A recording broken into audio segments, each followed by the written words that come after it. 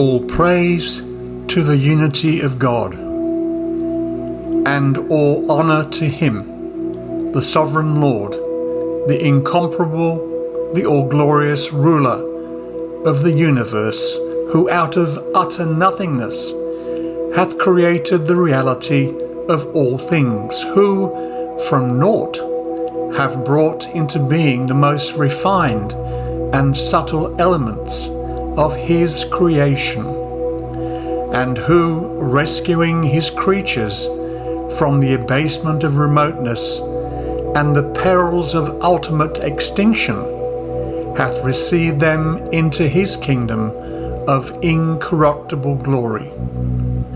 Nothing short of His all-encompassing grace, His all-pervading mercy, could have possibly achieved it. How could it otherwise have been possible for sheer nothingness to have acquired by itself the worthiness and capacity to emerge from its state of non-existence into the realm of being? Having created the world and all that liveth and moveth therein, He, through the direct operation of His unconstrained and sovereign will, chose to confer upon man the unique distinction and capacity to know Him and to love Him, a capacity that must needs be regarded as the generating impulse and the primary purpose underlying the whole of creation. Upon the inmost reality of each and every created thing, He hath shed the light of one of His names, and made it a recipient of the glory of one of His attributes. Upon the reality of man, however, He hath focused the radiance of all His names and attributes, and made it a mirror of His own self. Alone of all created things, man hath been singled out for so great a favour, so enduring a bounty. These energies with which the day star of divine bounty and source of heavenly guidance hath endowed the reality of man lie, however, latent within him, even as the flame is hidden within the candle, and the rays of light are potentially present in the lamp. The radiance of these energies may be obscured by worldly desires, even as the light of the sun can be concealed beneath the dust and dross which cover the mirror.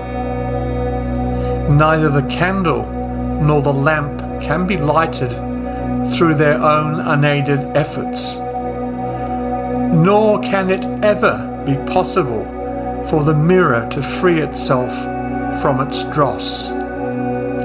It is clear and evident that until a fire is kindled, the lamp will never be ignited, and unless the dross is blotted out from the face of the mirror, it can never represent the image of the sun, nor reflect its light and glory.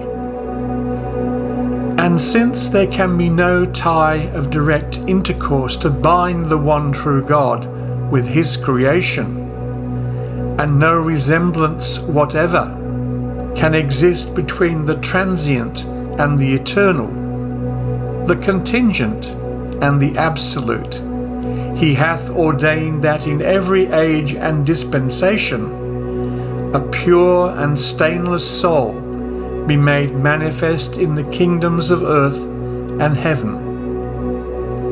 Unto this subtle, this mysterious and ethereal being He hath assigned a twofold nature: the physical, pertaining to the world of matter, and the spiritual, which is born of the substance of God himself. He hath moreover conferred upon him a double station. The first station, which is related to his innermost reality, representeth him as one whose voice is the voice of God himself. To this testifieth the tradition. Manifold and mysterious is my relationship with God. I am He himself, and He is I myself, except that I am that I am, and He is that He is. And in like manner the words, Arise, O Muhammad, for lo, the lover and the beloved are joined together and made one in thee. He similarly saith, There is no distinction whatsoever between thee and them, except that they are thy servants.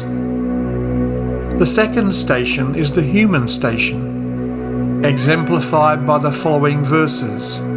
I am but a man like you. Say, Praise be to my Lord. Am I more than a man, an apostle?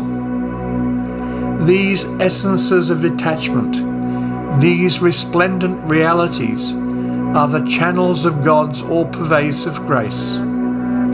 Led by the light of unfailing guidance and invested with supreme sovereignty, they are commissioned to use the inspiration of their words, the effusions of their infallible grace, and the sanctifying breeze of their revelation for the cleansing of every longing heart and receptive spirit from the dross and dust of earthly cares and limitations.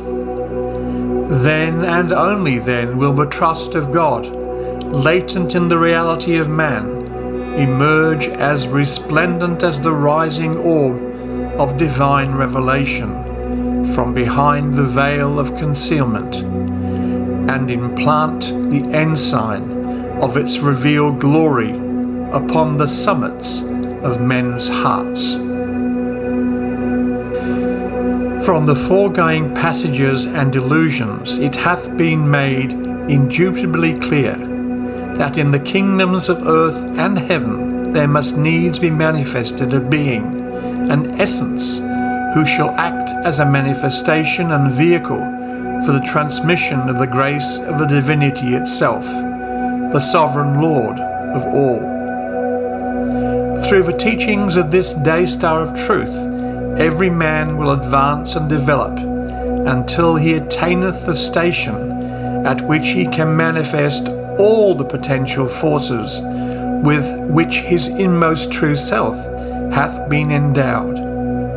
It is for this very purpose that in every age and dispensation the prophets of God and his chosen ones have appeared amongst men, and have evinced such power as is born of God, and such might as only the Eternal can reveal.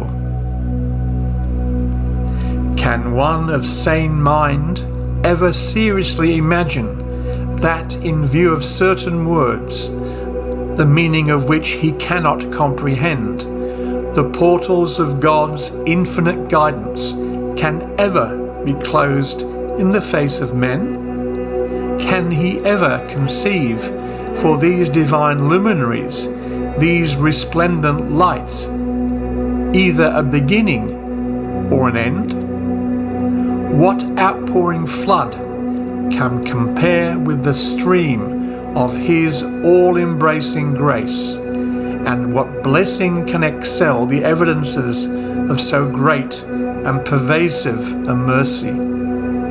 There can be no doubt whatever that if for one moment the tide of his mercy and grace were to be withheld from the world, it would completely perish. For this reason, from the beginning that hath no beginning, the portals of divine mercy have been flung open to the face of all created things, and the clouds of truth will continue to the end that hath no end, to rain on the soil of human capacity, reality, and personality their favours and bounties. Such hath been God's method, continued from everlasting to everlasting. And that was Gleanings from the writings of Baha'u'llah, number 27.